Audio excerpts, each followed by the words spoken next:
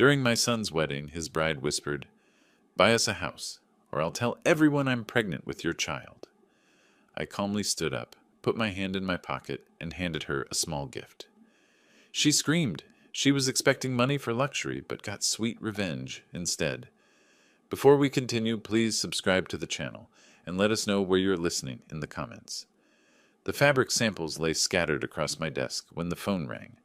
I'd been comparing burgundy and navy upholstery swatches for the Scottsdale showroom, squinting at them under the fluorescent lights.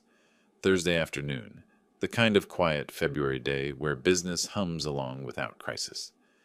"Dad, Dad, are you sitting down?" Kevin's voice hit me like electricity. My son didn't call during work hours unless something had happened. "What's wrong?" I straightened in my chair, already running through possibilities. Accident, job loss, health crisis. Nothing's wrong. Everything's perfect. His words tumbled over each other, breathless. "Jessica's pregnant. We're getting married. 2 weeks from Saturday. I know it's fast, but when you know, right?" The samples slipped from my fingers. "Kevin." My son, who'd stumbled through 3 failed engagements in his 20s, who'd spent the last 5 years avoiding commitment entirely. Pregnant. Married. "Kevin, that's—" I searched for words that felt genuine. "That's wonderful. I'm happy for you. I want you to meet her properly. Tonight, maybe. Can we come for dinner?" I glanced at my watch. 3:15. "Absolutely. 7 o'clock?" After he hung up, I sat back in my leather chair and stared at the ceiling tiles. Kevin hadn't mentioned Jessica before last month. Now she was pregnant, and they were planning a wedding. The timeline felt compressed, rushed, but maybe that was just my old-fashioned sensibility. My late wife Anne and I had dated for 3 years before marrying. Different generation, different rules. I wanted this to work for him. I wanted it badly. The market on Camelback had decent steaks. I selected 2 ribeyes and a New York strip, grabbed asparagus and baby potatoes. Wine, I chose a Napa Cabernet, nothing too expensive but respectable. At home, I set the dining room table with Anne's china, the ivory plates with the delicate gold rim she'd received from her grandmother. If Kevin was starting a family, this moment deserved acknowledgement. Tradition mattered. They arrived exactly at 7. Kevin came through the door with that nervous energy I remembered from his childhood piano recitals, practically vibrating. The woman beside him moved differently. Smooth, controlled, her heels clicking against my tile entryway with purpose. "Dad, this is Jessica." She was striking. Dark hair pulled back in a sleek ponytail, designer dress that probably cost more than my monthly utility bill.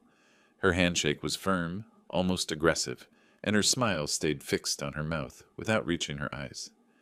"Charles, Kevin talks about you constantly." Her gaze swept past me, cataloging the living room, the furniture, the art on the walls. "What a lovely home." "Thank you. Please come in. Dinner's almost ready." Kevin hovered beside her like a satellite, watching her reactions. I led them to the dining room, where Jessica's attention immediately locked onto the china cabinet. "Interesting pieces. Are these antiques?" She moved closer to the cabinet, phone already in her hand. "Do you mind if I take a few photos? I love vintage design." Before I could answer, she was snapping pictures of the credenza, the grandfather clock in the corner, the cabinet itself. Kevin jumped in. "Jess is really into interior design. She's got amazing taste." "I'm sure she does." I headed to the kitchen, grateful for the excuse to move. Something in her tone when she said antiques hadn't sounded like admiration. It sounded like appraisal. Dinner started pleasantly enough. Kevin asked about the business, updating me on his work in commercial real estate, but Jessica dominated the conversation with surgical precision. 4 stores, Kevin mentioned. That must generate significant revenue. She cut into her steak, eyes on me.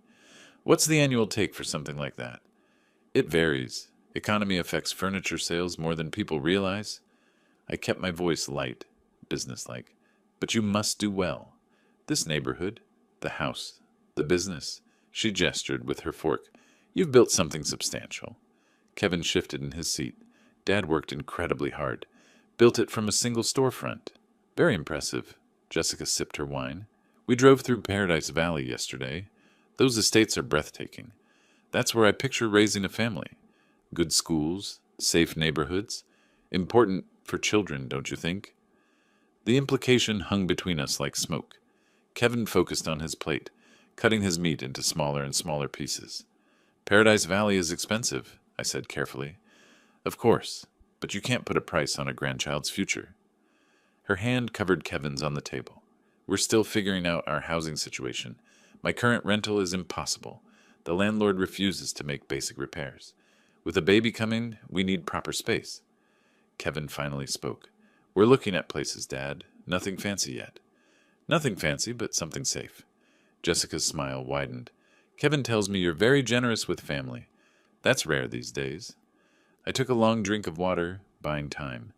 Every instinct I'd honed over 40 years in business was firing warnings.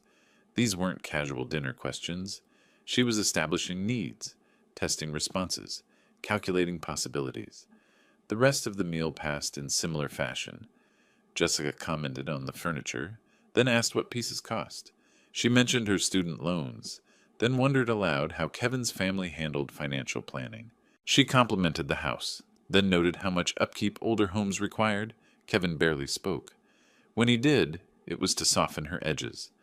What Jessica means is, or she's just excited about the wedding. When they finally left around 10:30, Jessica hugged me at the door. She leaned in close, her perfume overwhelming, and whispered, "Thank you for being so understanding. Kevin talks about your generosity all the time. We're lucky to have you." Kevin's hug was quick, distracted. He seemed eager to leave. I stood in the doorway watching their taillights disappear down the street. Jessica's head was already bent over her phone, illuminated by the screen's glow. Inside, I cleared the table slowly, rinsing Anne's china by hand, though the dishwasher would have been easier. My hands moved through the routine while my mind replayed the evening, the way Jessica photographed my home without asking, the pointed questions about money, about real estate, about my generosity. Kevin's silence, his hunched shoulders, the way he avoided my eyes. I told myself it was nerves, wedding stress. But my gut, the same instinct that had saved me from disastrous business partnerships, from bad investments, from deals that looked perfect on paper but felt wrong, was screaming. Something about her eyes when she looked around my home. She wasn't seeing a family house where her child's grandfather lived. She was doing math. I woke at 6 Friday morning after 3 hours of fractured sleep. Every time I drifted off, I saw Jessica's face across my dining table, heard her voice asking about revenue and real estate. The coffee maker gurgled while I sat at the kitchen table staring at the chairs where they'd sat 12 hours earlier. The details wouldn't leave me alone. The way she'd held her phone when photographing the credenza, not like someone admiring furniture, but like someone cataloging inventory. Her questions hadn't been conversational. They'd been reconnaissance. And Kevin's expression, that hollow, defensive look I'd seen before, 3 years ago when Rachel had controlled every aspect of his life. History repeating while I watched it happen. By 10 o'clock I was at my office, but the inventory reports sat ignored on my desk. I opened LinkedIn on my computer and typed Jessica Simons Phoenix into the search bar. Her profile appeared polished and professional. Spa manager at Desert Serenity Wellness Center. Photos of her at charity events, smiling beside other volunteers, glowing recommendations from colleagues. Everything looked legitimate. I scrolled deeper. Older posts, comment sections on photos, tags from other users. Patterns emerged. 2 years ago, dinner at Bourbon Steak with my generous boyfriend. 3 years ago, photos at exclusive restaurants with different men in each one. Comments from someone named Amanda kept appearing. Another rich one. You're so lucky, sis. Another. The word stuck like a barb. Another rich one. Not another great guy or another keeper. Rich. That was the qualifying characteristic. I stared at the screen, my chest tight. This felt invasive, ugly. But Kevin was my son, my only child. If someone was targeting him, if she was targeting him, I needed to know. My phone sat on the desk. I picked it up 3 times before finally scrolling through my contacts to Marcus Jennings. We'd met at business networking events, crossed paths at charity fundraisers. He worked in credit verification services. We weren't friends exactly, but we were cordial. The conversation was brief and uncomfortable. "Marcus, I need a favor. Unofficial. It's about my son's fiancée." He didn't ask why. Give me her information, Marcus called back at 4:30. Charles, this is off the record. Completely unofficial. Understand? I understand. Jessica Marie Simons. Current address lists Tempe, but that's recent. Previous address was a luxury complex in Scottsdale. She was evicted 11 months ago for non-payment. Rent was $2,800 monthly. I wrote the numbers down, my handwriting sharp and precise. She's carrying $43,000 in credit card debt across 7 different cards, all maxed. 2 collection agencies have filed legal actions. She started bankruptcy proceedings 8 months ago but never completed them. The pen stopped moving. 43,000? Classic pattern, Charles. Living beyond means for years. The income she reports doesn't match the spending. Not even close. After I hung up, I sat motionless in my office chair. $43,000 in debt. Evicted from a luxury apartment. 2 lawsuits. None of this appeared on social media, where every photo showed designer clothes and expensive dinners and weekend trips to Sedona. The pregnancy announcement, the rushed wedding, the Paradise Valley comments during dinner. She wasn't marrying Kevin. She was marrying access to money she thought he had, or more accurately, money she thought I had. I called Kevin at 6:15 after business hours when I knew he'd be home. I'd rehearsed the conversation in my head, planned to stay calm and rational. Son, we need to talk about Jessica. Have you checked her financial background? What? His voice immediately sharpened. What are you talking about? I had someone look into her credit history. Kevin, she has substantial debt. Over $40,000. She was evicted from her previous apartment. There are collection agencies. You what? The explosion came through the phone like a physical force. You investigated her? You called in favors to spy on my fiancé? Kevin, listen to me. She has 7 maxed credit cards, 2 active lawsuits. This is serious financial trouble. And with a baby coming, how dare you? His voice cracked. Do you have any idea how controlling this is? How invasive? I'm 35 years old, Dad. I don't need you vetting my life like I'm some teenager. I'm trying to protect you. These are facts. She was paying rent she couldn't afford. She's buried in debt. You can't stand seeing me happy. You never approved of anyone I dated. Rachel, Michelle, Sarah. You found problems with all of them. This isn't about approval. I kept my voice level, fighting to stay calm. This is about a woman with a pattern of financial irresponsibility who suddenly appears pregnant and wants to get married in 2 weeks. Kevin, please, just think about the timeline. You just can't stand the thought of me being happy with someone you didn't choose. His words came out ragged, wounded. You never could. I should have known you'd find a way to ruin this. Kevin, don't call me again. The line went dead. I sat there with the phone in my hand, staring at the darkened screen. Outside my office window, the Phoenix sunset painted the sky, orange and purple, beautiful and meaningless. I pulled up Jessica's Instagram again on my computer. Every photo showed luxury, designer handbags, expensive restaurants, weekend trips to California wine country, spa days, jewelry. None of it matched a spa manager's salary. None of it made sense unless someone else was paying, or unless she was hunting for someone who would pay. The pregnancy test could be real or manufactured. The rushed wedding ensured minimal time for questions. The Paradise Valley comments were anchors, establishing expensive expectations early. Kevin's defensiveness kept interference minimal. She'd done this before. Amanda's comment proved it. Another rich one. I opened my desk drawer and pulled out a legal pad, something I did when problems needed solving. At the top of the page I wrote, Jessica Simons, what I know. The list grew. Debt amounts, eviction date, the timing of her relationship with Kevin, every pointed question from last night's dinner. When I finished, 3 pages were covered in notes. Kevin wouldn't listen. That was clear. He'd chosen his side, and it wasn't mine. Which meant I had 2 weeks before the wedding. 2 weeks to find proof she was targeting him. 2 weeks to stop this before she destroyed my son. I clicked back to her Instagram, studying each photo with new eyes. Somewhere in this carefully curated performance was the truth. Somewhere was evidence. I just had to find it. A week had passed since Kevin hung up on me. 7 days of silence that felt like months. I'd left voicemails, 8 of them. The first 2 were calm, rational explanations of the credit report, By the fourth, I was pleading. By the seventh, I stopped trying to sound composed. None were returned. Thursday afternoon, I drove past Kevin's apartment in Tempe. Jessica's white BMW sat in his parking spot like a territorial marker. I circled the block twice before forcing myself to leave. Marcus called Wednesday with more information, his voice reluctant. Charles, I shouldn't tell you this, but Kevin maxed out his savings account. $47,000. Gone. For the wedding? That's not all. He took out a personal loan.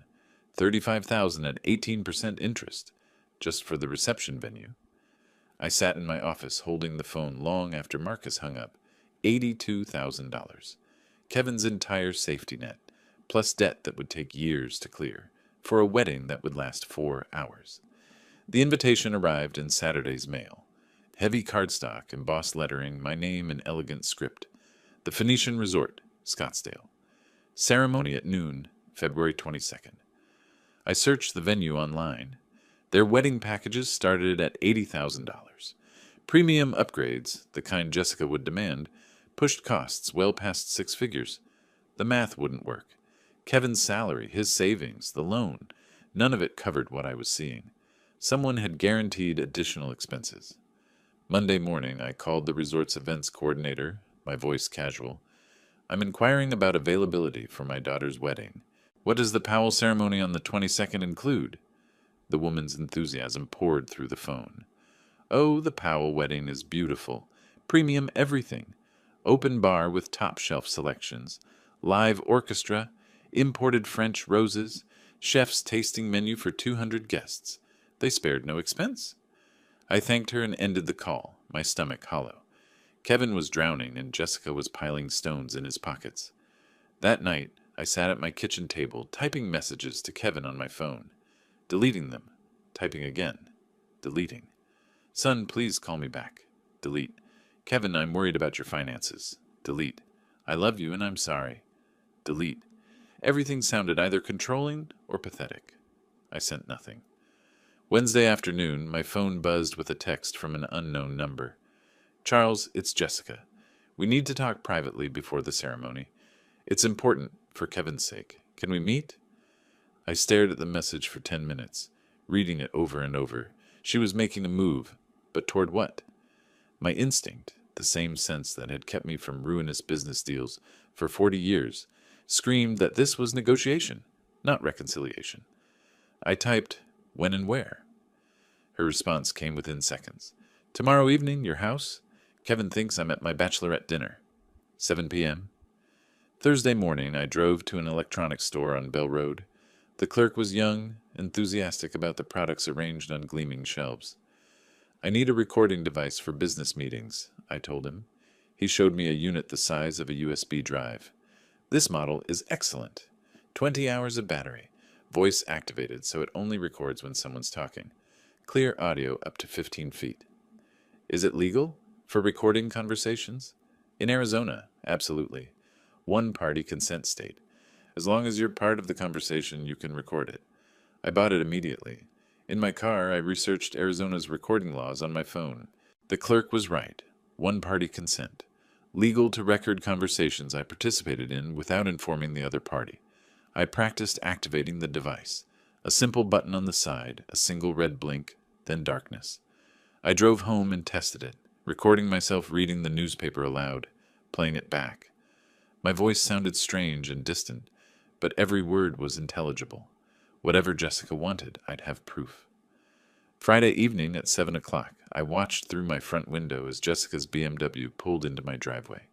She stepped out wearing a soft pink sweater, her makeup understated, hair loose around her shoulders. She looked young, vulnerable, every detail calculated to project innocence. I activated the recorder in my jacket pocket before opening the door. The red light blinked once. Charles, thank you for seeing me. Her smile was apologetic, practiced. I know things have been tense. I led her to the living room. She settled onto the couch, accepted a glass of water, and her expression turned gentle. I owe you an apology. I was pushy at dinner. Wedding stress, you understand? I didn't mean to come across as materialistic. I watched her performance, recognizing the technique. Soften the target before the real request. I'd seen it in business negotiations dozens of times. Kevin loves you so much, she continued. This distance between you is killing him. I wanted to fix things before the wedding. Can we start over? Her eyes were wide, sincere, perfectly practiced. If I didn't know what I knew, I might have believed her. I appreciate you coming, Jessica. I want Kevin to be happy. She smiled, relief flooding her features. Then carefully, there is one small thing. Kevin's been stressed about money. The wedding costs more than we planned. She paused, letting silence do its work. I said nothing. I wondered if you might help with our housing situation after the wedding, just temporarily, until we get settled. The test. Probing my willingness to provide money, measuring my resistance. We can discuss that after you're married, I said carefully. Let's focus on the wedding first. Her smile tightened. Not the answer she wanted, but she nodded and left 15 minutes later. After her taillights disappeared down the street, I sat in my darkened living room and played back the recording. Her voice emerged crystal clear, every inflection captured. Tomorrow was the wedding. Whatever Jessica really wanted, she'd ask for it then, and I'd be ready. Saturday morning arrived cold and bright. I'd slept 3 hours, spent the rest pacing my bedroom, running through scenarios. None prepared me for what was coming. The Phoenician resort spread across the base of Camelback Mountain like a palace. I pulled into the circular drive at 10 o'clock, watching valets in crisp uniforms rush toward arriving cars.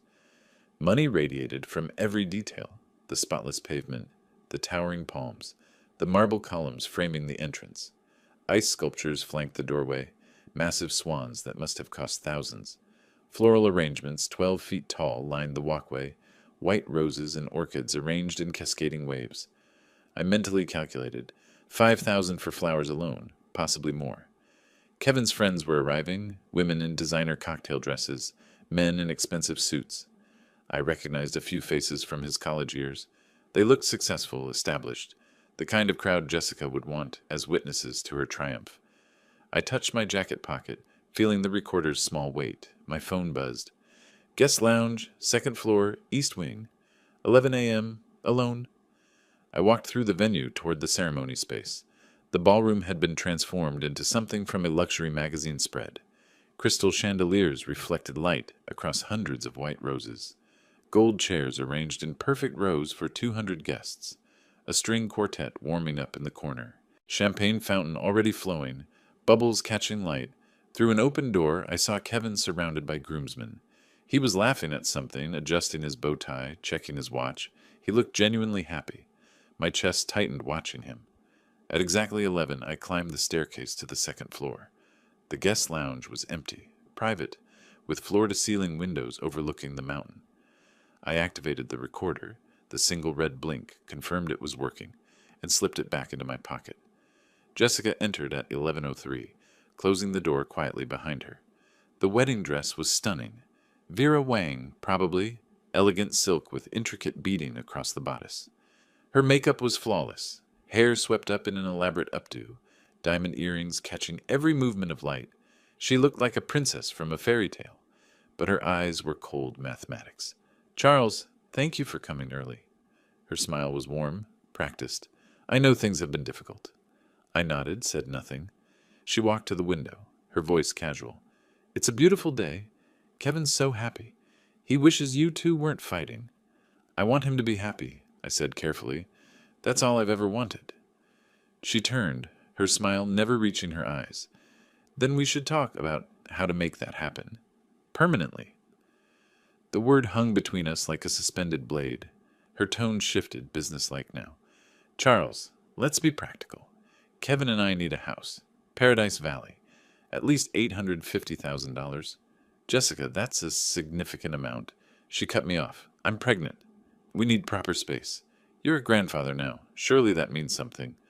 I can help with a down payment. 15, maybe 20%. But purchasing an entire... That's not going to work. Her voice went cold, the mask dropping completely.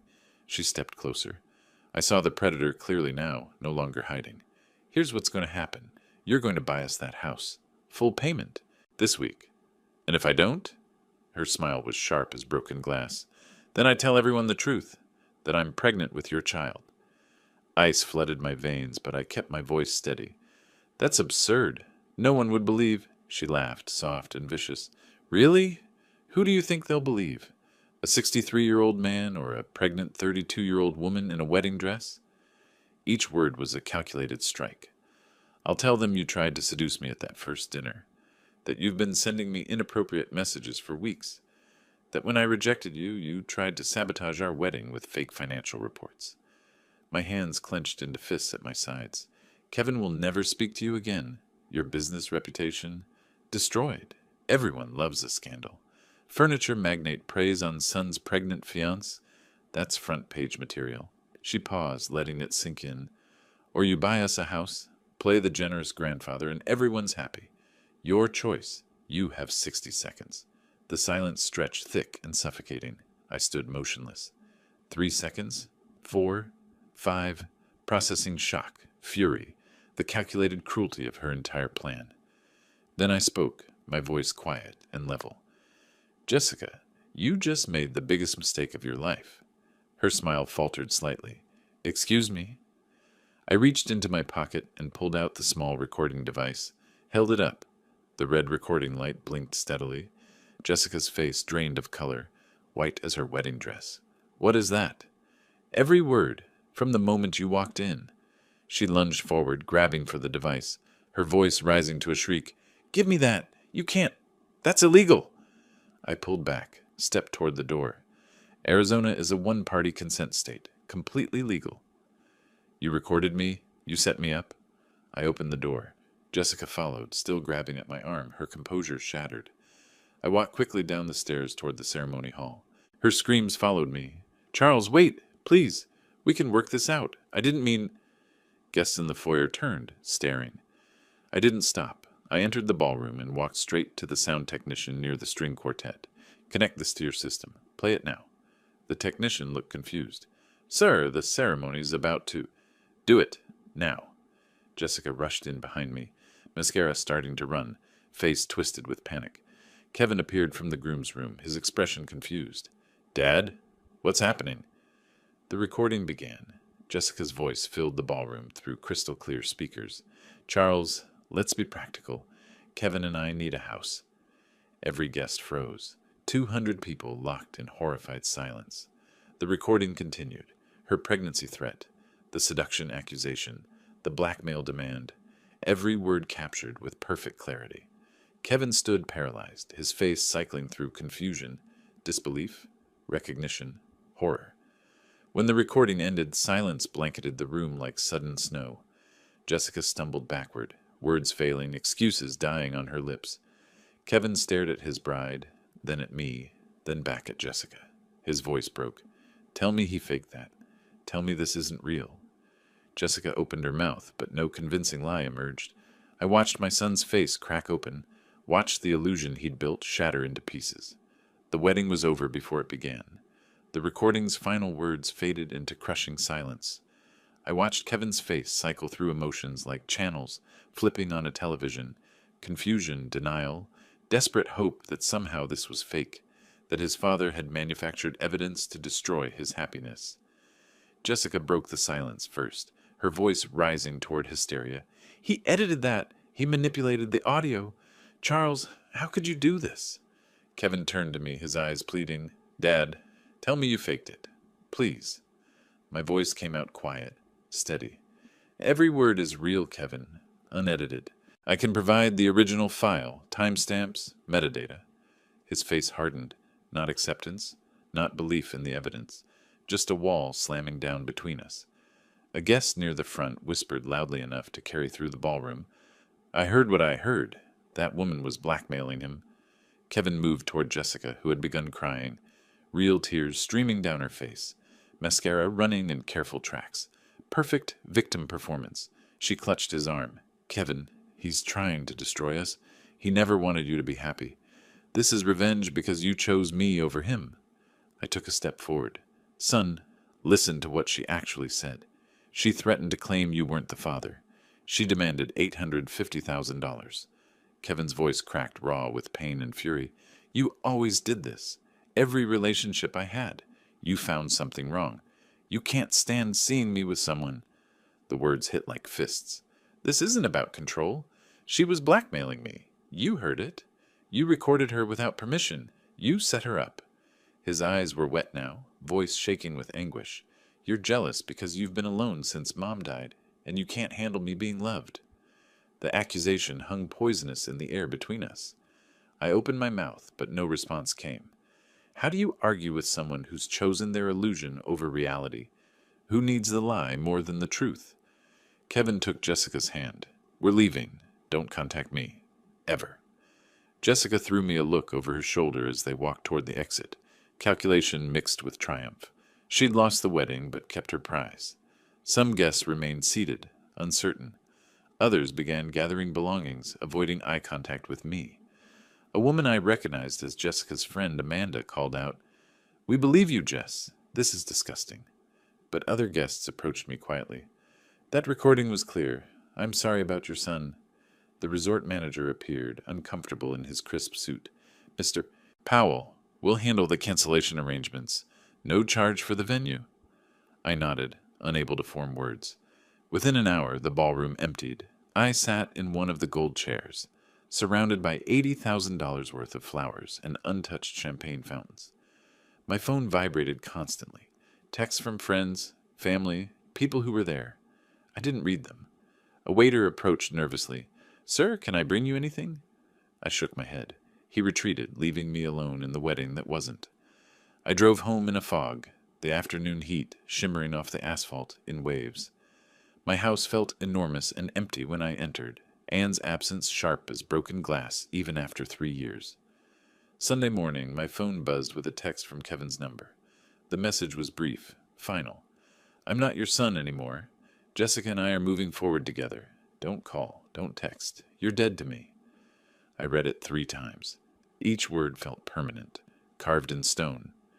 Sunday afternoon, a friend forwarded me Jessica's Instagram post.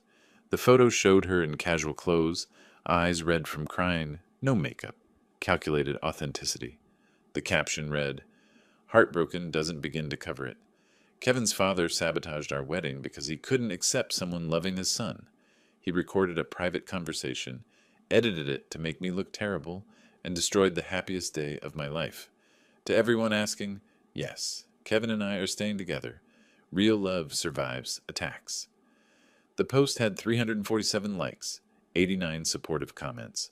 I saw names I recognized, mutual acquaintances, business contacts, people who should know better. Some comments were different. I was there. That recording sounded pretty clear to me. But they were buried under Jessica's supporters. I set my phone down and didn't pick it up again for hours. Monday morning, I sat across from Richard Clark in his downtown Phoenix office. He was 58, gray suit, calculating eyes that had seen every kind of family disaster. He'd listened to the recording twice, taken notes, and now delivered his assessment. The recording is completely legal. Arizona's one-party consent law is clear. But, I waited through the pause, she can still sue you. Emotional distress, defamation, claim you recorded her in a bathroom or somewhere with expectation of privacy, even though you didn't. Make your life expensive even if she loses. So she gets away with it? Richard leaned back. Not necessarily. But you need to be smarter than just having proof. You need to build a pattern. Show this isn't an isolated incident. He slid a business card across the desk. Private investigator. Discreet. Expensive. But thorough. I pocketed the card. What am I looking for? Her history. Previous relationships. Financial records. Anything that shows this is her playbook, not a one-time mistake. If she's done this before, those men might talk. I nodded, feeling pieces of a plan forming. Richard added quietly, "And Charles, prepare yourself. Your son might not come around. Not soon. Maybe not ever." The words landed heavy and true. As I stood to leave, Richard mentioned almost casually, "One more thing. I had someone check hospital records, doctor visits. Jessica Simons hasn't seen an OB/GYN in 2 years." I froze. "She's not pregnant?" "No medical evidence she is. No prenatal vitamins purchased on her insurance. No appointments. Either she's lying or she had a very recent miscarriage she hasn't mentioned." I felt fury and something like relief collide. She lied about being pregnant to pressure Kevin into marriage? That would be my assessment, which makes the blackmail even more calculated. She was building urgency around a fiction. I sat back down heavily. The cruelty of it, using a fake pregnancy to trap my son, settled over me like wet concrete. I left the lawyer's office, stepped into harsh Phoenix sunlight. I had evidence, a legal recording, proof of Jessica's manipulation, but Kevin still chose her.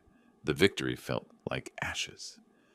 3 manila folders spread across my desk, the private investigator's report on Jessica's past. First folder, Robert Green, 45, divorce tech executive from 2022. The PI found bank records showing Robert paid Jessica $75,000 after dating 6 months. His statement to the investigator: "She threatened to accuse me of assault if I didn't pay. I had a daughter, a business reputation. I paid to make her disappear." Second folder, Michael Torres, 51, real estate investor from 2020. Similar pattern, 4-month relationship, sudden pregnancy claim, demands for money. Michael paid $50,000 before Jessica miscarried, 2 weeks later. Third folder, David Chen, 48, restaurant chain owner from 2019. He paid $30,000 to end the relationship after she threatened workplace harassment claims. I leaned back, processing the timeline. 3 men in 5 years. $155,000 extracted through threats. Each relationship followed identical beats: charm offensive, rapid escalation, pregnancy or assault claim, payment, disappearance. The PI's notes included one chilling line: subject displays textbook predatory financial behavior. Targets men 15 to 20 years older, established wealth, family reputation to protect. Kevin fit the profile perfectly, not wealthy himself, but with a father who was. I felt sick recognizing how calculated it had been. Jessica hadn't fallen for Kevin. She'd researched him like a business investment.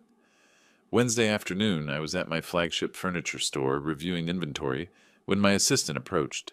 "Someone here to see you. Says it's personal." A woman stood near the entrance. Early 60s, gray hair and a neat bob, wearing simple slacks and a cardigan, a library book tucked under her arm. Her face was tired, kind with Jessica's cheekbones, but none of her hardness. She extended her hand. "Mr. Powell, I'm Barbara Collins, Jessica's mother. Could we speak privately?" My first instinct was suspicion. Another manipulation? But her eyes were direct, sad, genuine. I led her to my office and closed the door. Barbara sat, took a breath. "I owe you an apology, and possibly an explanation." She spoke carefully, like each word cost something. "I saw what happened at the wedding. A friend sent me the video someone posted online." I winced. I hadn't known there was video. I've watched my daughter manipulate people since she was 16. Boyfriends, employers, even me. She stole $12,000 from my savings 3 years ago. I reported it to police, then dropped charges when she cried and promised to change. Her voice didn't waver. "She's done this before. Other men. I didn't know the details, but I knew the pattern. She'd date someone wealthy. The relationship would end abruptly. Suddenly she'd have new furniture, a new car, expensive trips." "Why are you telling me this?" I asked. Barbara met my eyes. "Because you tried to protect your son and he rejected you for it. I know that pain. Jessica pushed me away years ago. The only time she contacts me is when she needs money or an alibi." She paused. "And because she's planning something else. I saw her text conversation with her sister Amanda." I sat forward. "What kind of conversation?" Barbara pulled out her phone, opened screenshots. "Amanda left her phone at my house last month. I looked. I know it's wrong, but I needed to know what Jessica was doing." She handed me the phone. The text thread between Jessica and Amanda read like a criminal blueprint. "Jessica, Kevin's broke now, but his dad's loaded. The recording is a problem, but I can work around it. Get Kevin to sue Charles for emotional damages. Split whatever we win." Amanda: "You think Kevin will sue his own dad?" Jessica: "He'll do whatever I tell him. He's already isolated from everyone but me. Give it 2 months, then I'll suggest he deserves compensation for childhood trauma or something. Make it about therapy costs." I read it twice, feeling cold fury build. I looked up at Barbara. "You're giving this to me. Why?" Her voice was quiet. "Because I failed as a mother somewhere. I don't know where or when, but I created this. and I can't watch her destroy more lives. This is your daughter. Yes, and I love her, but I also know she won't stop unless someone stops her.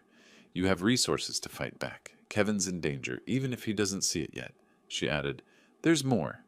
Email threads where Jessica discusses targets. A spreadsheet of men she researched, including income estimates. She treated your son like a business acquisition. I felt something shift inside me. Not just anger, but strategy forming. Barbara visited again Thursday morning at a coffee shop I suggested. Neutral ground. She brought more evidence. Printouts of Jessica's social media from years ago. Deleted posts bragging about landing wealthy men. We sat for 2 hours, Barbara filling in gaps the PI couldn't access. I found myself talking about Kevin's childhood, my late wife, how hard I tried after she died. Barbara listened, shared her own story. Husband left when Jessica was 10. She raised both daughters alone on a librarian's salary. Jessica always wanted what we couldn't afford, Barbara said. I thought it was normal kid stuff. By the time I realized it was something else, it was too late. The conversation shifted from evidence to something more personal. 2 parents wounded by their children. Over the next week, Charles and Barbara met 3 more times. Initially to discuss strategy, share information, plan legal moves. But the conversations drifted. Books we'd read, Phoenix's relentless heat, the loneliness of empty houses. I noticed Barbara's careful intelligence, her quiet humor, the way she listened completely. She noticed my fairness, my restraint, despite having weapons to destroy Jessica legally. Neither of us named what was happening, but something was. A recognition. Comfort in shared damage. Friday afternoon, Barbara emailed me a file. Jessica's project spreadsheet. I opened it, felt my blood pressure spike. Column headers, name, age, net worth, STC, vulnerabilities, timeline, expected yield. Kevin Powell, 35, 85K salary, but father owns four-mailer business. Father guilt, isolated, desperate to prove independence. 6 to 8 months, 500K, 1 mm. 9 other names were listed above Kevin's, dates going back to 2018. Most had notes. Completed 75K, completed 50K, failed, too smart, failed, had prenup. I forwarded the file to Richard immediately. This wasn't just evidence. It was a confession. Barbara and I met at the coffee shop again Friday evening. I slid my laptop across the table, showed her Richard's response. This changes everything. We can pursue fraud charges, but we need to be strategic about when we reveal this. Barbara nodded slowly. What's the goal? Protecting Kevin or punishing Jessica? I considered. Both. But protecting Kevin comes first, even if he hates me for it. Barbara's hand rested briefly on the table near mine. Then we do this carefully. Together. The word together sat between us, meaning more than strategy. The email from my private investigator arrived Thursday morning with the subject line, New Development, Urgent. I opened the attachment at my office desk. Screenshots of Jessica's text conversation with a commercial realtor filled my screen. She'd found a luxury spa location in Paradise Valley. Monthly rent, $15,000. Her pitch to Kevin emerged through the messages. We'll be partners. Your business degree, my spa management experience. We just need startup capital. I scrolled further. Equipment quotes totaling $180,000. Renovation estimates of $120,000. The final text made my stomach drop. Jessica to the realtor. My fiancé is securing a $200,000 business loan. Can you hold the property for 2 weeks? I forwarded everything to Barbara and Richard immediately. An hour later, the PI's follow-up arrived, marked Confidential Smoking Gun. Attached was Jessica's LLC registration in Delaware, created 2 weeks earlier. The company name, Serenity Wellness Holdings. The registered agent wasn't Kevin. It was Jessica alone. Bank account documents showed an offshore connection in the Cayman Islands. The PI's note explained, standard setup for capital extraction. Equipment purchases get invoiced to offshore suppliers. Fake companies she controls. Money disappears, business fails. She vanishes with capital. Target will be left with $200K debt and no assets. Recommend immediate intervention. I'd seen this scheme before. Contractors who defraud investors. Vendors who bill for phantom supplies. Kevin wasn't a partner. He was a funding source. I called Richard. I need to stop a loan without revealing my involvement. Can it be done? He thought for a moment. Anonymous tip to the bank's risk assessment department. Include her credit history, the LLC structure, the offshore account. Banks hate fraud risk. That afternoon, I created an anonymous email account at the public library downtown. Sat at a computer terminal surrounded by teenagers doing homework and retirees reading news sites. I attached Jessica's credit report, the one Marcus had provided months ago, plus screenshots of the Delaware LLC showing her sole ownership, and the Cayman Islands account documentation. Subject line, Fraud Alert, Kevin Powell, Loan Application. Body text, the supposed business partner Jessica Simons has 43 in existing debt, an offshore account, and sole control of the LLC Mr. Powell believes they co-own.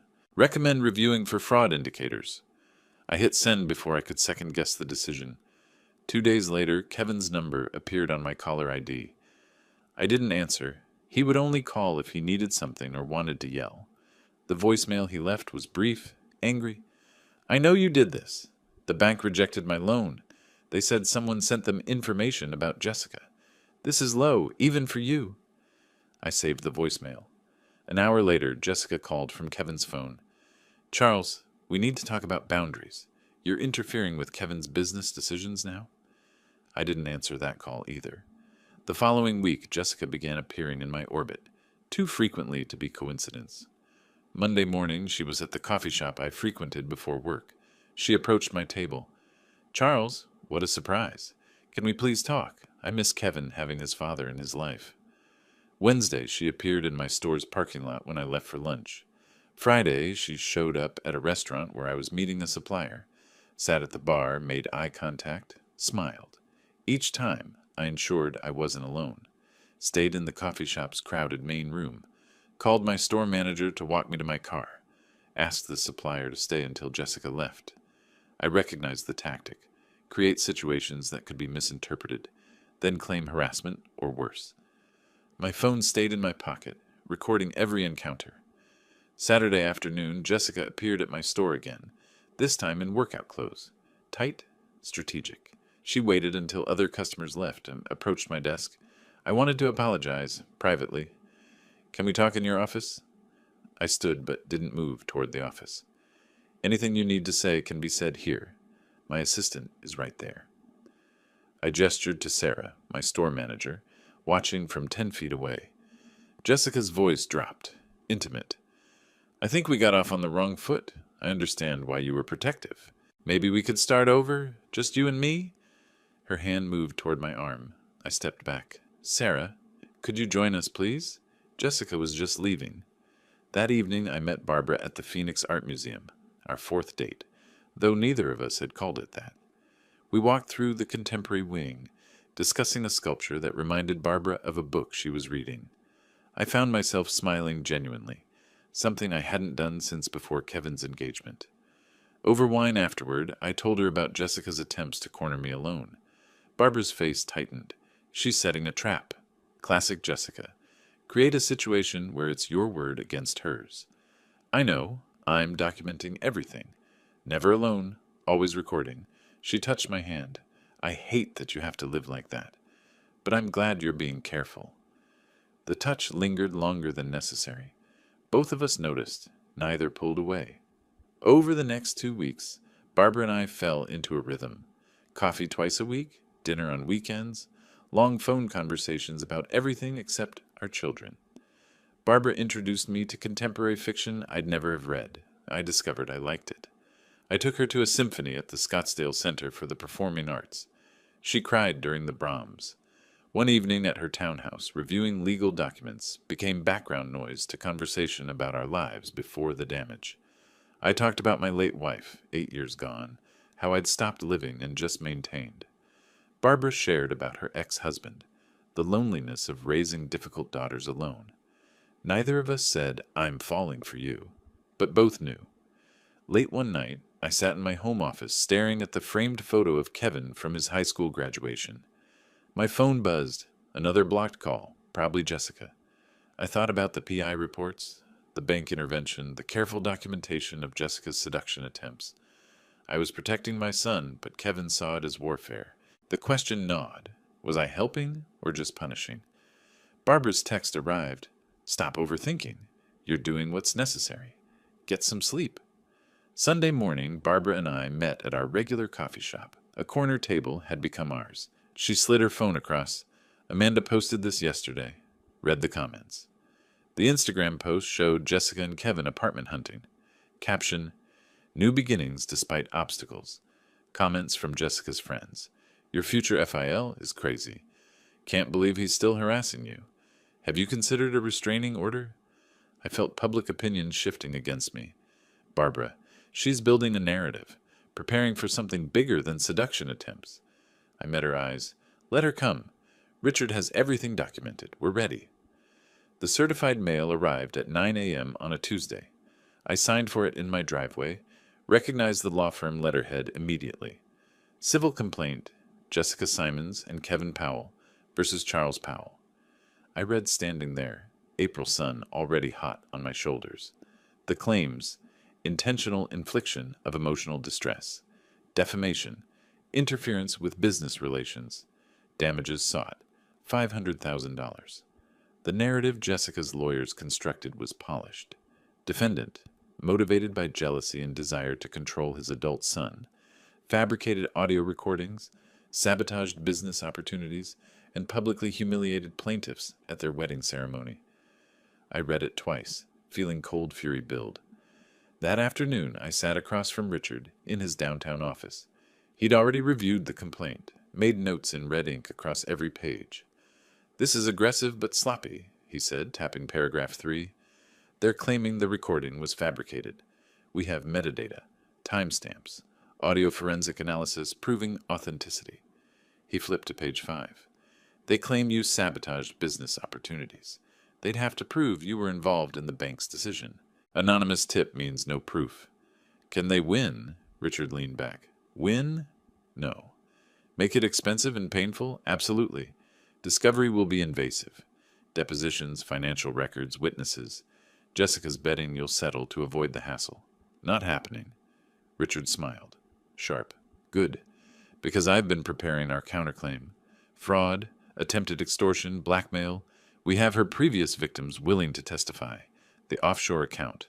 Barbara's evidence. When we're done, Jessica won't be able to run this scheme again. I learned through a mutual business contact that Kevin had been fired. Not quit, despite what Jessica's Facebook post claimed. Mark called me reluctantly. Thought you should know. Kevin's been missing deadlines, arguing with everyone. Finally went off on his supervisor last week. They let him go. I tried to process this. Kevin loved that job. Worked there 7 years. Mark continued. He's not himself, Charles. Looks exhausted, lost weight. Whatever's happening with that woman, it's destroying him. I hung up and immediately wrote an email. Son, I heard about your job. Please talk to me. Whatever you need, I'm here. This lawsuit doesn't change that I love you. I sent it to Kevin's personal email, his work email, his phone via text. All bounced back or went unread. Jessica had blocked every channel of communication. Over the next 2 weeks, I wrote physical letters, handwritten on quality paper, each one different, apologizing for the wedding confrontation's public nature while defending the necessity, explaining the evidence I'd found, offering to help financially without conditions, reminiscing about our past together. I mailed them to Kevin's old apartment address. None were returned, but none were answered. I imagined Jessica intercepting them, reading them first, deciding what Kevin saw. The silence was worse than Kevin's anger had been. It meant complete isolation. Barbara called me on a Wednesday evening, voice tight. Amanda just told me Kevin's selling his apartment. I felt the floor drop. That's his only asset. He bought it 5 years ago. Jessica convinced him they need the money for legal fees and living expenses until he finds work. Amanda said Jessica has a real estate agent already lined up. It'll sell fast. Good area. Nice unit. I did quick math. Kevin bought it for $240,000, probably worth $290 now with Phoenix's market. After his existing mortgage, maybe $80,000 in equity. Jessica would burn through that in months, leaving Kevin with nothing. Can I buy it? Through an LLC? Keep Kevin from knowing? Barbara's silence told me she'd already considered and rejected this. Kevin would eventually find out. It would look like more control. I'm sorry. Desperate, I tried video messages to Kevin's phone, recorded myself in my living room, trying to sound calm despite the tremor in my voice. Kevin, I'm not asking you to forgive me. I'm asking you to look at the evidence with clear eyes. Jessica has an offshore account. She's done this to 3 other men. I can prove all of it. Please, just look at what I'm sending you. I attached PDFs, bank records, the PI report, screenshots of Jessica's LLC. The message showed as delivered but never opened. I recorded another. I know you can't hear this. Jessica's blocking everything. But I need you to know, I would do it all again. The recording, the bank tip, everything. Because you're my son, and watching you be destroyed would kill me. I didn't send that one. Too raw, too desperate. Late April evening, I sat in my home office surrounded by legal documents and evidence files. My phone showed the lawsuit timeline. Discovery starts in 3 weeks, depositions in 6. Kevin's life was imploding. No job, selling his apartment, drowning in debt, isolated from everyone except his manipulator. My intervention was supposed to protect Kevin. Instead, Kevin was worse off than before, and blamed me for all of it. The question that had haunted me since February surfaced with new force. What if I'm wrong? Not about Jessica. The evidence was overwhelming. But about the method, the public confrontation, the ongoing interference. Maybe some lessons can't be taught, only learned through pain. I drove to Barbara's townhouse without calling ahead. She opened the door, saw my face, and pulled me inside without questions. We sat on her couch, her hand in mine, while I voiced the doubts. Kevin's life is falling apart. Maybe if I'd handled the wedding differently. Private conversation instead of public recording. Maybe if I'd let him take the loan. Learn the hard way when Jessica disappeared. Barbara listened completely before responding. Jessica destroyed 3 other men's lives before Kevin. You had proof she was blackmailing you.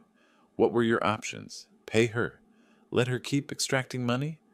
But Kevin made his choices, she said firmly. You gave him information. He rejected it. You can't protect someone from themselves forever. She cut my face. You're not cruel. You're not vindictive. You're a father watching his son make terrible decisions and doing the only thing you can. Building a record so when Kevin finally opens his eyes, there's proof. The truth doesn't stop being true because it's painful. I leaned into her touch, feeling something loosen in my chest. That weekend I met with Richard to finalize the legal response. He had prepared 2 versions, defensive and aggressive. Defensive keeps things quiet, Richard explained. Aggressive makes this very public, very ugly. Jessica's previous victims would testify. Her financial schemes get exposed in detail. But Kevin's name is attached to the lawsuit. He'd be dragged through it all. I stared at both documents. My son's signature was on the complaint against me. But my son was also a victim, manipulated into attacking his own father. I chose the aggressive option. Kevin needs to see the full truth, even if he hates me for it. Late that night, Barbara and I walked through her neighborhood, the desert air finally cooling.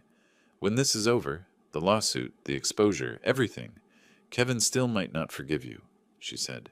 I know. Can you live with that? I thought about the past 3 months, discovering Jessica's scheme, the wedding confrontation, losing Kevin, finding Barbara. My answer surprised me. Yes, because I'll know I did everything possible to save him, even if he never sees it that way.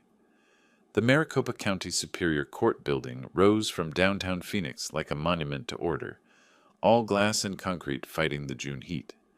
I sat at the polished defense table beside Richard, watching Jessica's lawyer arrange papers with practiced confidence. Judge Morrison presided, mid-50s, sharp eyes, a reputation for demolishing frivolous lawsuits. Jessica's attorney, Davis, delivered his opening statement with theatrical flair. Charles Powell, jealous father, controlling manipulator, destroyed his son's happiness from pure spite. Kevin sat in the gallery behind Jessica, wearing an ill-fitting suit. He'd lost weight. His face was pale, unreadable. Barbara sat alone 3 rows back. Our eyes met briefly. She nodded encouragement. Richard waited beside me with predatory patience. yellow legal pad covered in notes, 3 evidence boxes stacked at his feet. Jessica took the stand, swearing oath with practiced sincerity. Her lawyer guided her through the narrative.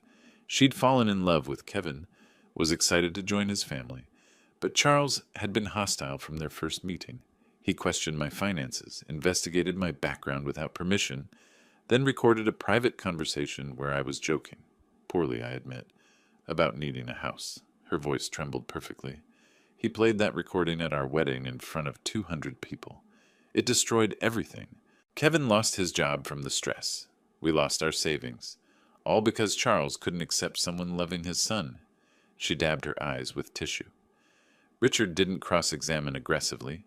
He asked 3 questions. Ms. Simons, how many men have you dated in the past 5 years who were significantly older and financially established? Jessica hesitated. I don't see how that's relevant. Richard smiled. Your Honor, it will become very relevant. Richard began methodically. Your Honor, this isn't about a father's jealousy. It's about a documented predator who has run this identical scheme on at least 3 previous victims. He presented the audio forensic analysis first. Expert testimony via deposition confirming the wedding recording was authentic, unedited, with verified timestamps and metadata. Jessica's lawyer objected repeatedly. Judge Morrison overruled each time. I'll hear the evidence, counselor. Next came Jessica's financial history. The credit report showing $43,000 in debt, the eviction, the collection lawsuits, then the Delaware LLC registration for Serenity Wellness Holdings, Jessica's name only, despite telling Kevin they'd be partners.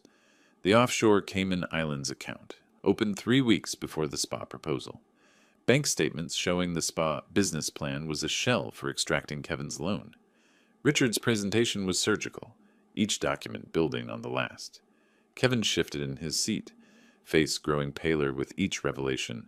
The defense calls Robert Green.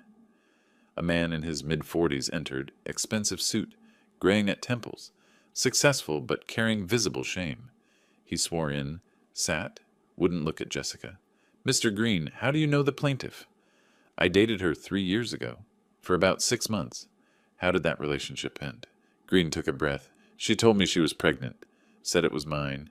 Then she said she needed $100,000 for medical care and to go away quietly. Or she'd tell my ex-wife I'd gotten her pregnant during our custody battle. My daughter was 12. I couldn't risk losing custody. What did you do? I paid $75,000, all I could raise quickly. 2 weeks later, she texted that she'd miscarried. Then she disappeared. Changed her number, moved, gone. He produced bank transfer records, text message screenshots where Jessica explicitly demanded money. The courtroom was silent except for someone's sharp intake of breath. Kevin's. Jessica's lawyer tried damage control. Your Honor, Mr. Green's allegations are unproven, and Richard interrupted. We have 2 more victims prepared to testify. Michael Torres paid $50,000 under similar circumstances in 2020. David Chen paid $30,000 in 2019. Same pattern, fake pregnancy, blackmail, payment, disappearance. He slid their sworn affidavits across to the judge. Judge Morrison read, face darkening. Jessica stood suddenly. Those men are lying. This is a conspiracy. Charles paid them to... Mrs. Simons, sit down, Jessica's lawyer whispered urgently. But she was panicking now, the composed mask cracking. I watched Kevin in the gallery, his face cycling through emotions. Disbelief, recognition, horror. Judge Morrison didn't deliberate long. I've heard enough. This lawsuit is not only without merit, it appears to be part of an ongoing pattern of fraud and extortion. She looked directly at Jessica. Ms. Simons, the recording Mr. Powell made was legal under Arizona law. The evidence suggests you did exactly what that recording captured, attempted to blackmail him for money. Your claims are baseless. The gavel came down. The complaint is dismissed with prejudice. Further, Mrs. Simons, you are ordered to pay defendants' legal costs in the amount of $47,000. Jessica's face went white. I'm also referring this matter to the county prosecutor's office for investigation of possible fraud and extortion charges.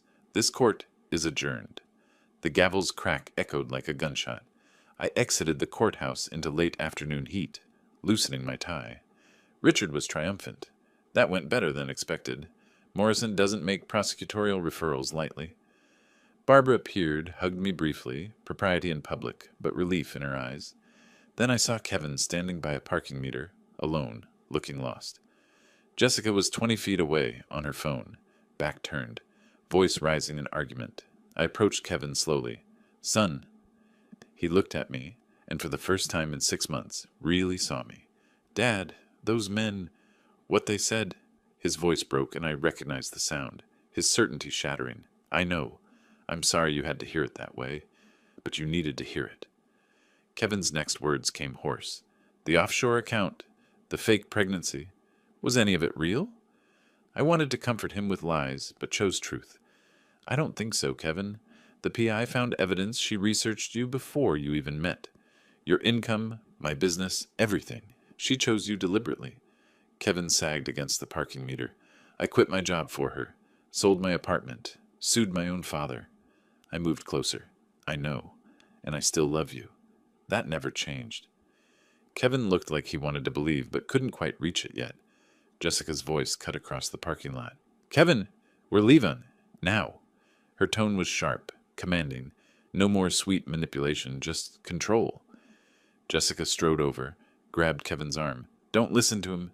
Your father paid those men to lie. It's all a setup. We can appeal. We can—" Kevin pulled his arm back slowly. First time I'd seen him resist her. "Jessica, they had bank records, text messages. That man was crying on the stand." Jessica's voice went syrupy. "Baby, he was acting. Your father is powerful. He has money. He can make people say anything. We have to stay together, you and me against the world, remember?" Kevin looked between her and me, mind visibly at war. I stayed silent. This had to be Kevin's choice. Finally, Kevin said quietly, "I need to think. I need space." Jessica's face hardened for one unguarded moment. Pure calculation, no love. Then the mask returned. "Of course, baby. Let's go home and talk. Just us." Kevin walked to Jessica's car, movements mechanical. I watched them drive away, Barbara's hand finding mine. Richard approached. "He's wavering. Give it time. Reality doesn't sink in instantly." I nodded, but the hollow feeling remained. I'd proved everything in court, exposed Jessica completely, won the legal battle. But Kevin still drove away with her, and that was the only victory that truly mattered. My phone rang during a furniture delivery review at the store. Mid-July afternoon, Phoenix baking under relentless sun. The PI's voice was urgent. "I've got something. Jessica's been communicating with Brian Miller, Kevin's old business partner." I remembered Brian. Kevin had cut ties 2 years ago over ethical disagreements. "They're planning to forge documents claiming you embezzled money. Kevin invested in your business. Bank transfers, falsified contracts. The works. They're meeting tomorrow night to finalize the forgeries." Cold fury flooded through me. After losing in court, she's going criminal? Desperate people make desperate moves. She's facing $47,000 in judgments, plus possible fraud charges. This is her last play. Send me everything, location, time, the intercepted messages. That evening I sat with Barbara and Richard at my dining table. Laptop open showing Jessica's message thread with Brian. Jessica's text. "The old man has money Kevin technically invested years ago. We can claim he never returned it. Add interest. Make it look like embezzlement. Brian, you keep 30% of whatever we get." Brian's response: "I can create backdated investment agreements, fake bank statements. Meet me at Dominic's Steakhouse tomorrow at 7. Bring cash for the documents." Richard leaned back. "This is conspiracy to commit fraud. If we call the police now, they'd arrest them." I shook my head. Kevin needs to see it himself. Hear it from her own mouth. Otherwise, she'll convince him it was entrapment or I set her up. Barbara touched my hand. "You're going to bring Kevin there. Show him who she really is when she thinks he can't hear." "Exactly? Can you get him there without Jessica knowing?" "Amanda owes me. She's starting to see what Jessica really is. I think she'll help." Next morning, I texted Kevin from a new number. He'd blocked my regular number months ago. "Kevin, it's Dad. Please don't delete this. I need to talk to you. Not about Jessica. About your mother. Something I should have told you years ago. Dominic's Steakhouse tonight at 7. I'll wait 1 hour, please." The mention of his late mother was calculated. Kevin always wondered about details I rarely discussed. 3 hours later, a response. I'll be there. 7:15. If this is a trick, I'm done forever. I coordinated with the restaurant manager, an old customer. I need a private booth with a clear line of sight to table 14, and I need you to seat a specific couple at that table at exactly 7. The manager, sensing the seriousness, agreed. I arrived at 6:45, took a corner booth with high back seats. Could see table 14, but occupants couldn't see me. At 7, Jessica and Brian arrived, were seated at table 14, 20 feet away. Jessica wore business casual, her serious meeting outfit. Brian was mid-40s, slick, briefcase on table. They ordered drinks. Then Brian pulled out folders. I've created everything. Investment contracts from 5 years ago showing Kevin put $85,000 into Powell Furniture. Letters requesting return of capital. Your father ignoring them. Jessica examined the documents, smiling. These look perfect. When Kevin sees these, he'll have to sue again. His father will settle rather than face embezzlement charges. My hands clenched under the table, but I waited. At 7:12, Kevin walked in, scanning the restaurant. I watched Kevin approach the host stand, searching for me. He hadn't seen Jessica and Brian yet. They were engrossed in their conspiracy. I texted Kevin, "Don't come to my table yet. Look right. Table 14. Just listen." Kevin's face showed confusion, then he spotted Jessica. He froze, 20 feet away, partially hidden by a decorative pillar. Jessica's voice carried in the quiet restaurant. Kevin's such an easy mark. He actually believes everything I tell him. I love you, baby. Your father's the enemy. It's pathetic how desperate he is to be loved. Brian laughed. You've milked him for what, 6 months now? No job, no apartment, sold everything? Almost dry. This forgery is the last play. We get Charles to settle for maybe $200,000. I take my cut, pay off those court costs, and disappear. Kevin won't even know I'm gone until the lease on our apartment bounces. What about the kid? Still playing pregnant? Jessica's laugh was cold, empty. Please, there's never been a kid. That idiot believed it without even seeing a test. I watched Kevin's face from across the restaurant. It was the face of someone watching their entire world burn. Kevin's knees buckled slightly. He grabbed the pillar for support. Jessica continued, oblivious. The recording at the wedding was my only mistake. Should have checked for devices, but even after that disaster, Kevin stayed. They always stay longer than you expect. She took a sip of wine. Men like Kevin, desperate for validation, daddy issues, isolated, they're perfect targets. You just tell them what they want to hear and watch them hand over everything. Kevin turned, saw me in the corner booth. Our eyes met across the restaurant. Everything Jessica said, every lie, every manipulation, it was all visible in Kevin's expression. I nodded toward the exit. Kevin walked out, moving like a man underwater, and I followed. I found Kevin in the parking lot, leaning against a car, face in his hands. He wasn't crying, he was beyond tears, in that hollow space after catastrophic loss. I approached slowly. Son. Kevin's voice came muffled. You tried to tell me, at the wedding, after court, in every letter, I called you jealous, controlling, bitter. You were in love, or what you thought was love. She's very good at this. Kevin finally looked up. I sold my apartment, quit my job, sued my own father for someone who just called me an idiot, who was never pregnant, who was never anything real. I moved closer. You weren't blind, Kevin. You were manipulated by a professional. There's a difference. I lost everything. I have nothing. I am nothing. I pulled my son into a hug, first physical contact in 8 months. You have me. You've always had me. That never changed, not once. Kevin broke then, sobbing against my shoulder like he hadn't since childhood. I held him, feeling something fundamental shift back into place. Inside the restaurant, Jessica looked up to see police officers approaching. I'd called them before Kevin arrived, had them waiting.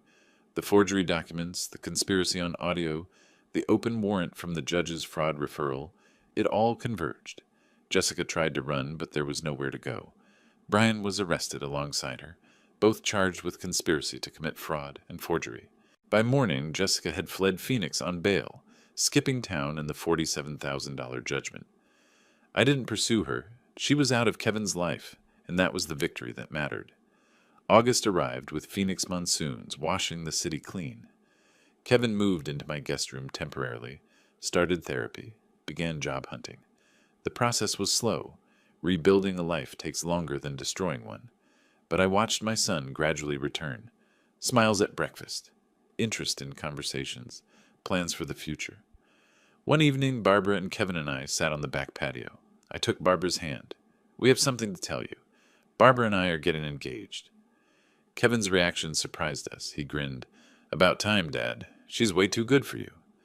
Barbara laughed, and I felt something I hadn't felt in years. Complete. Late August, I hosted a small engagement gathering at my home. 20 close friends. Nothing elaborate, everything genuine. Barbara wore a simple blue dress, her smile radiant. Kevin stood beside me as the main witness, healthy weight returning, clarity back in his eyes. When it was time for toast, Kevin tapped his glass, stood. "I need to say something.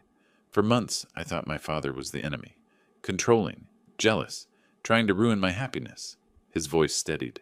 "But the truth is, sometimes, the biggest act of love is saying no when everyone else says yes. It's standing between someone you love and danger, even when they hate you for it." Kevin looked at me. "Dad, you saved my life. You let me hate you, sue you, cut you off, and you never stopped trying to protect me. That's not control. That's love. So thank you for not giving up, even when I gave up on you." My throat tightened, but I managed. "You're my son. I'd do it again. Every time." Kevin raised his glass. "To Charles and Barbara, two people who know that real love means telling hard truths and standing firm when everything says to walk away." The small gathering applauded, glasses clinked, and I looked around. My son restored, a woman I loved beside me, a future built on ruins.